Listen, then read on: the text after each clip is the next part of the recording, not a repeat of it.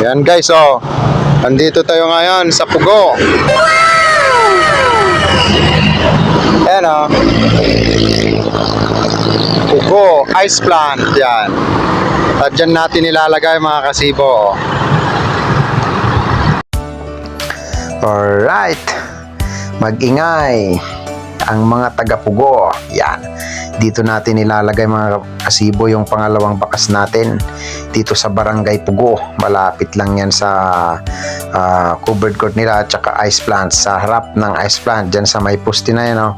Yan, oh. Dyan natin ilagay mga kasibo. So puntahan nyo na doon sa may poste na yan.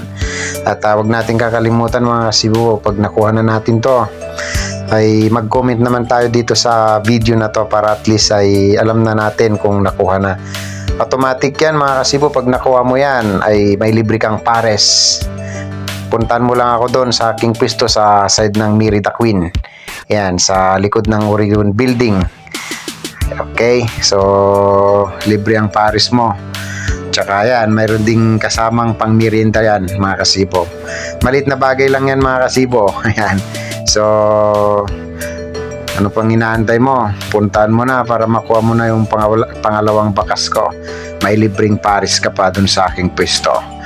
Yan. So kahit anong araw ka pumunta dun sa aking pwesto,